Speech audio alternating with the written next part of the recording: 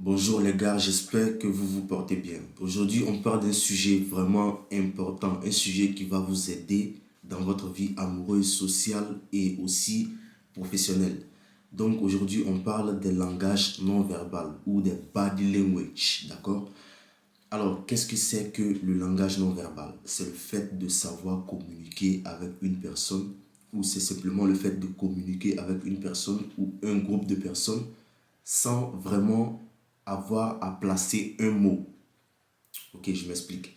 Par exemple, lorsque tu te mets en face d'une personne, ok, ou une meuf et que tu lui parles, elle s'en fout en quelque sorte de ce qui sort de ta bouche, de ce que tu es en train de dire. Elle s'en bat en quelque sorte les couilles de ça.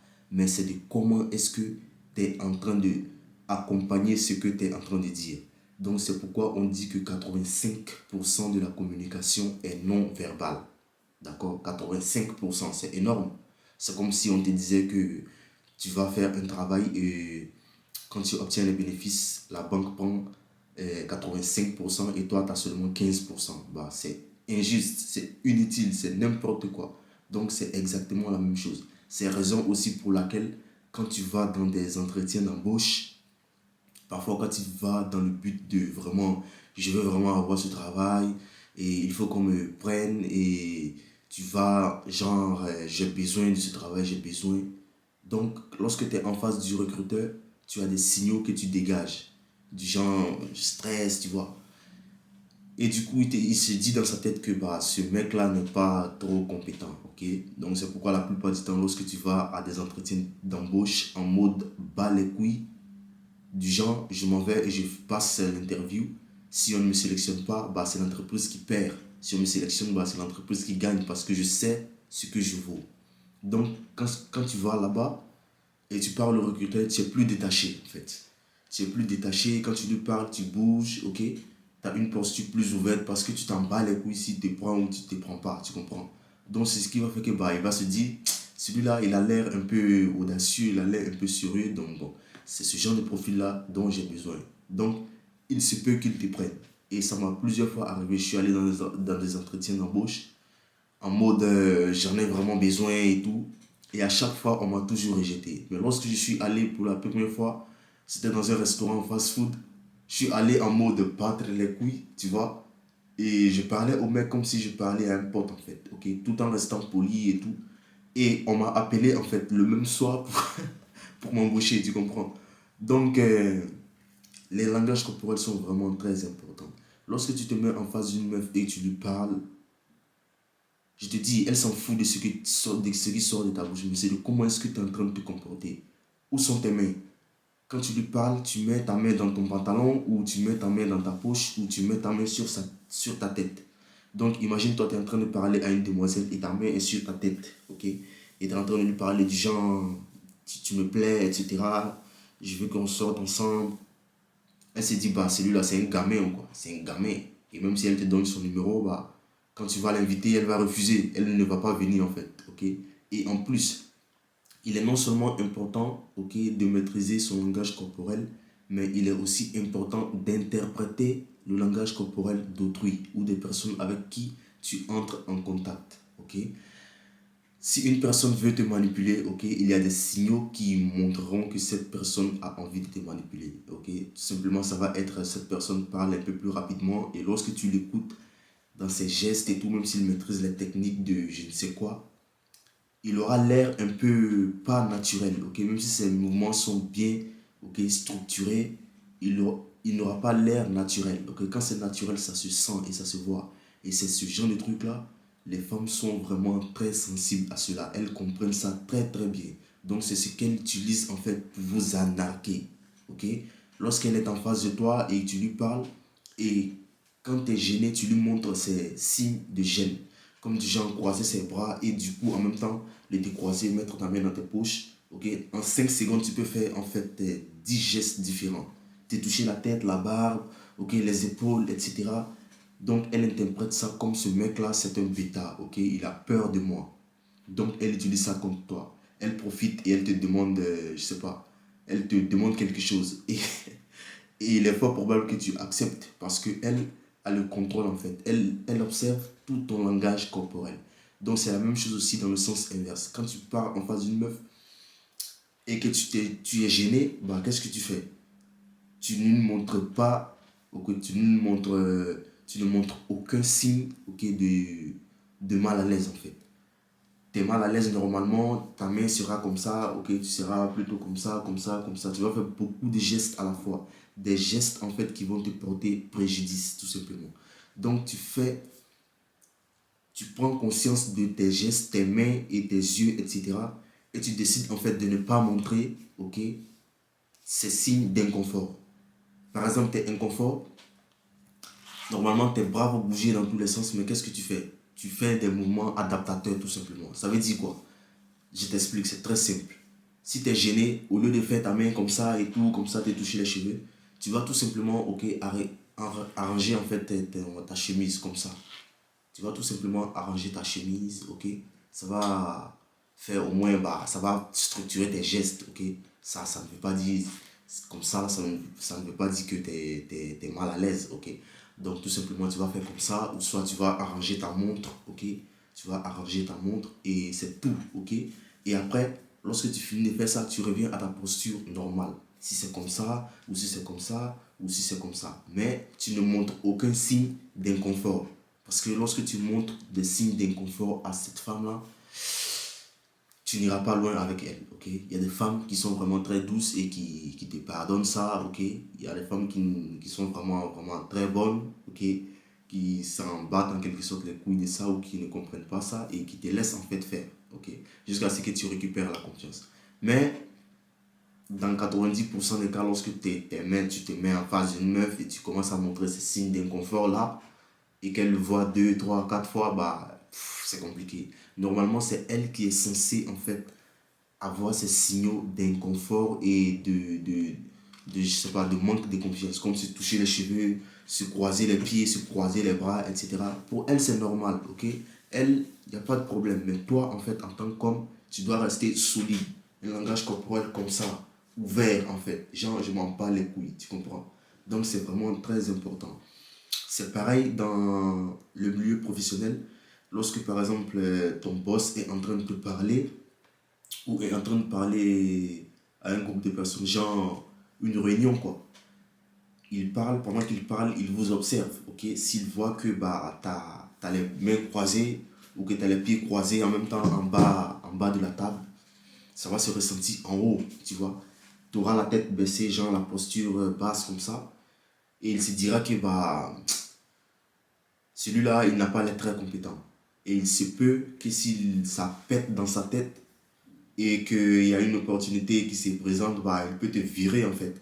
Pourtant, lorsque tu te mets en face de lui de manière positive, ok, les bras bien droits, le fixant dans les yeux, ok, il se dit, bah, celui-là, c'est un soldat quand même, hein. C'est un soldat, il est dur, il est sec. J'ai besoin de ce profil-là.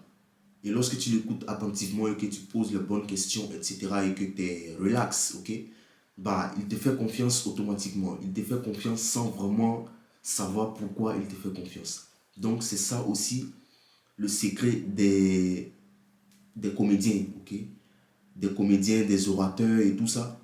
Ces mecs-là, ils sont sur le podium, ils sont en train de prêcher, ils sont en train de parler. Et en même temps, ce n'est pas ce qu'il dit qui compte en fait. C'est les gestes qui va avec en fait. C'est les gestes qui vont avec. Par exemple, je suis en train de faire une conférence et je me mets à courir de temps en temps sur le podium où je me mets au sol et je parle et je me couche. C'est amusant, ok? Tous ces trucs-là, ça stimule la tête des gens. Ils se disent, waouh, mais c'est génial. Il dit tout ça et en même temps il fait tout ça. Mais c'est génial, tu vois. Donc les gens, donc c'est de l'escroquerie en fait, ok? Mais c'est vraiment très important pour ton évolution, ok? C'est vraiment très important. Donc si tu fais ça sur la scène, tu te couches et tu cours un peu, tu t'assois, tu fais ça. C'est intéressant en fait, c'est intéressant. Pourtant, lorsque tu te mets comme ça, droit, rigide, en train de parler, ok, pendant 5 minutes, 10 minutes, tu ne fais pas vraiment des gestes de suspense, tu es là, tu parles, tu parles. Qu'est-ce qui va se passer? Les gens vont commencer à regarder leur montre. Ils vont commencer à sortir leur téléphone. Parce ils ont envie de se barrer en fait. Parce que c'est vraiment très chiant, c'est lourd. Peu importe ce qui sort de ta bouche, on s'en fout. C'est de comment est-ce que tu es en train de le dire. Comment est-ce que tu es en train de le véhiculer en fait. C'est ça le plus important. Et c'est ça qui marche aussi avec les femmes. Souvent, il y a des mecs qui s'arrêtent en face des meufs pour leur parler. Et ces mecs-là, ils ne disent rien de bon. Mais en même temps, ils ont un body language, ils ont un langage non verbal vraiment très solide. Et ça stimule le cerveau de cette dame-là. Et s'il profite ensuite pour placer ces petits mots, ok, ces mots gentils, bah, cette fille-là, elle va se rappeler de lui. Elle va se dire, bah, celui-là, je pense que je l'aime. Sans vraiment savoir pourquoi. C'est juste à cause des langages corporels. Parce que ce mec-là, il ne montre pas des signes d'inconfort. Tu ne montres pas des signes d'inconfort. C'est pareil aussi avec les personnes que tu rencontres, des potes, des amis, certains potes, parce qu'il y a des mauvais potes, il y a des bons potes. Mais je parle des mauvais potes. S'ils voient que bah, ils sont en train de te dire quelque chose et quelque chose qui ne te plaît pas et que t'es en train d'être nerveux, du genre la mine qui change et la posture qui change, ok, la tête qui est un peu baissée, genre légèrement baissée, il se dit, bah celui-là, je suis en train de l'affecter. Et donc, il continue en fait, il continue, tu comprends. Donc, c'est vraiment très important, les langages non verbaux. Prenez vraiment conscience de ça, car ça va vraiment vous aider. Mais je vais vous donner quelques pistes, ok, pour pouvoir améliorer vos langages corporels tout de suite. Le langage corporel est bien communiqué et ce qui va fortement améliorer vos relations professionnelles, sociales et amoureuses. Ok? Donc, l'astuce numéro un, c'est de ne pas montrer ces signaux d'inconfort là, du genre croiser ses bras, toucher sa tête en même temps et mettre sa main dans sa poche, mettre sa main derrière, etc. Non, il va falloir que tu aies conscience, ok? Avoir conscience tout simplement de soi-même. Tes yeux ne doivent pas partir dans tous les sens, ok? Quand tu parles à une personne, tu dois regarder le visage de la personne et de ne pas montrer ces signaux d'inconfort là. Si tu vois que tu es inconfort, bah, tu ne montres pas ces signes-là, tu fais tout simplement des adaptations. Ça veut dire quoi? Ça veut dire que si tu es gêné, au lieu de bouger dans tous les sens, tu arranges en fait ta chemise comme ceci, ou tu arranges ta montre, ou tu grattes un petit peu ta tête comme ça, et tu écoutes cette personne, ok, avec des signaux du genre, ok, je te comprends, ok, et rester tranquille tout simplement, ok. Ne pas encore une fois montrer ces signaux d'inconfort là, surtout avec les femmes.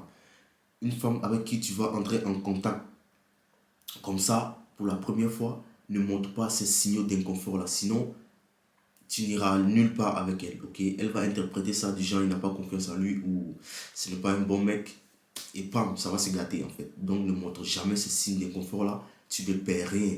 N'aie pas peur des jugements que les personnes peuvent porter sur toi. Donc l'astuce numéro 2, c'est de donner le visage et la torse, ok. Donne ton visage et la torse. Quand tu parles à une personne ou que tu te mets en face de ton boss, ne baisse pas la tête en fait. Ne baisse pas la tête. C'est vrai, ça peut, dans votre culture, ok, ça peut, comment ça s'appelle? Ça veut dire signe de respect, etc.